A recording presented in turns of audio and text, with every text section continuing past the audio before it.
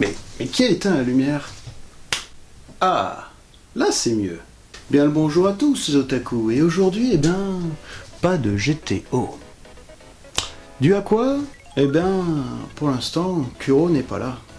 Et donc, je peux pas faire l'épisode sans lui, quoi. Normal. Donc je me suis dit que j'allais te présenter deux petites œuvres assez sympathiques, qui viennent tous de chez l'éditeur Black Box. On va commencer par ce que je considère être une petite perle du manga, Le Monde Ran. C'est un manga en 7 tomes. Les 4 premiers sont sortis le 25 avril et les autres sortiront le 22 juin. Et maintenant que j'espère avoir attisé ta curiosité, résumé, let's go! On découvre le quotidien de la famille Uruma, qui se trouve être une famille peu normale, car ce sont des sorciers. On va surtout suivre la plus petite de la famille, Ran, qui est une enfant naïve et innocente, qui exprime ses émotions de façon théâtrale, et n'en fait qu'à sa tête. Elle n'a pas encore bien développé sa magie, mais elle utilise des baskets enchantées, qui la transforment en jeune adulte, et lui permettent de mieux utiliser sa magie, et lui donnent un physique parfait, comme sa mère. Et l'on va suivre ses aventures d'enfant et adulte, à travers des situations de joie et d'insouciance. Et d'un autre côté, la perversion du monde des adultes. Deux choses qui s'opposent et qui se rassemblent dans un seul personnage. La mentalité d'un enfant et l'apparence d'un adulte. Mais est-ce que Ran va pouvoir être une enfant ou va-t-elle devenir une adulte? Mon avis, je considérais ce manga comme un chef-d'œuvre pour les yeux. Les dessins sont magnifiques et pleins de magie et d'innocence. Un monde parfait où la haine et la violence sont quasi absentes, mais qui sont quand même présents dans le manga. On a ce décalage entre le beau, l'innocent et la joie, et d'un autre côté, la noirceur humaine, la perversion, la violence, la haine. Le personnage de Ran est une enfant. Elle incarne à elle seule cette bonté, cette innocence enfantine.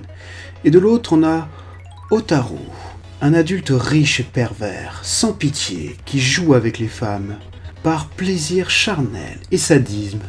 Un homme souillé de noirceur. Mais la question que l'on se pose est, qui des deux personnages sera affecté par l'autre? Est-ce Ran qui va perdre cette innocence d'enfant? Ou Otaru va-t-il retrouver cette innocence enfantine? Et c'est, je pense, l'une des questions de ce manga.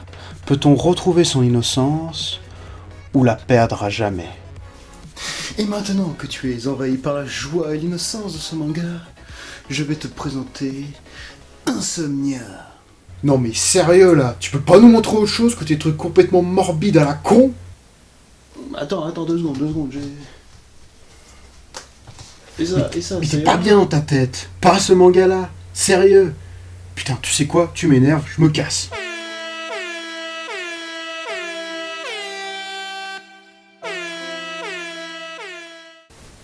Ouais. Vu que j'ai rien d'autre sous la main, de toute façon, je vais te le présenter quand même. Donc, Insomnia est un manga assez particulier, car il est basé sur les témoignages paranormaux du mangaka, et d'autres témoignages de ses amis, proches et autres personnes. On a au total 20 histoires qui sont racontées dans ces 2 tomes. Et comme je savais pas comment te le résumer, j'ai fait une petite bibliographie, car il a fait plusieurs mangas, et je pense que ça peut être intéressant. Allez, c'est parti. Donc, petite présentation de l'auteur, Masaya Okazono est né en 1961 dans la préfecture de Kogoshima, sur les îles Kyushu.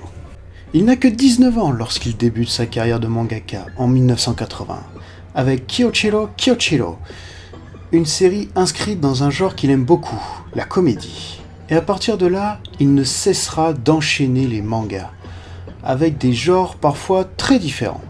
Du coup, tu sais que le mec a travaillé sur beaucoup de mangas, mais ils sont pas forcément tous traduits. Donc ceux que je vais te présenter sont normalement traduits par chez nous. Donc, s'il y en a un qui t'intéresse, tu pourras le lire. Bien, on va commencer par Inugami, qui date de 1997, et il est dessinateur et scénariste sur celui-ci. Bon, petit résumé.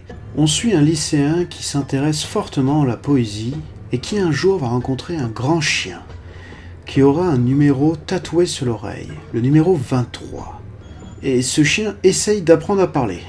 Il lui racontera qu'il vivait dans la forêt et qu'il a entendu une voix lui demandant d'aller observer les hommes. Et du coup, il va chercher tout ce qui a un rapport avec ce fameux numéro 23 pour savoir d'où vient ce chien qui visiblement arrive à parler. On est là à la fois dans un thème horrifique, mais aussi fantastique, car ce manga reprend un folklore japonais qui est l'inugami, qui est une sorte de dieu-chien. Pour la suite, on a Emerging, un manga de 2004 où il est à la fois dessinateur et scénariste. En gros, le thème du manga porte sur le virus. S'il y avait un virus extrêmement mortel qui venait d'un coup sans raison et qui assassinait toute la population, que se passerait-il ? Que ce soit au niveau gouvernemental ou des citoyens. On est dans un genre qui relève plus de l'horreur. Et dans la même année, il scénarisera un autre manga appelé Girlfriend. On a un manga qui sera composé de 6 histoires, qui montrent les rapports amoureux que l'on peut avoir à l'adolescence. Non, je parle pas de ces rapports-là, donc arrête de t'exciter. Bon, pour le genre de ce manga, je pense que t'avais pas besoin de moi pour le savoir, c'est du romantisme. Et là, en 2009, il va nous sortir Hurlement. Il est dessinateur et scénariste. Et c'est un recueil de 5 histoires horrifiques, qui ne sont pas des témoignages comme pour Insomnia, mais qui viennent de son imagination. En 2011, c'était Insomnia, donc il est dessinateur et scénariste. J'ai pas besoin d'en dire plus.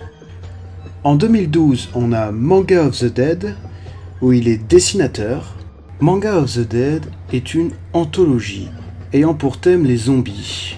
Donc on va suivre plusieurs histoires en rapport à ce phénomène. Bon, ça parle de zombies, donc pour le genre, c'est de l'horreur. Et pour finir, en 2014, on a Freaky Island, où il est dessinateur et scénariste. Et oui, je te l'ai présenté dans la dernière vidéo déjà, donc pas besoin de te le résumer. Et pour le style, c'est de l'horreur, tu le sais déjà. À défaut de ne pas pouvoir te faire un résumé de Insomnia, je vais te donner mon avis sur ce manga. Comme tu le sais, Insomnia est un recueil de témoignages paranormaux. Et souvent, les témoignages paranormaux est plus un format pour le net ou autre, genre de creepypasta ou autre. Mais faire ça en manga, je trouve que c'est pas mal aussi. Même si j'ai eu beaucoup de mal à me mettre dans l'ambiance, car les histoires sont plutôt courtes et du coup on a du mal à se plonger vraiment dedans. Mais j'ai fini par l'avoir cette ambiance, et avoir un léger frisson même vers la fin. Car ce sont des choses qui leur auraient arrivé, après on peut y croire ou non. Mais personnellement, ça m'a donné un frisson à la fin de ma lecture. Je me suis dit, et si c'était vrai ? Bon et voilà pour les dernières nouveautés de chez Black Box. J'espère que ça t'a plu, sérieux. Et pour la prochaine fois, je vais m'attaquer à du manga français. De faire des petites découvertes de gens près de chez nous. Et ouais, parce que nous aussi on sait faire des mangas.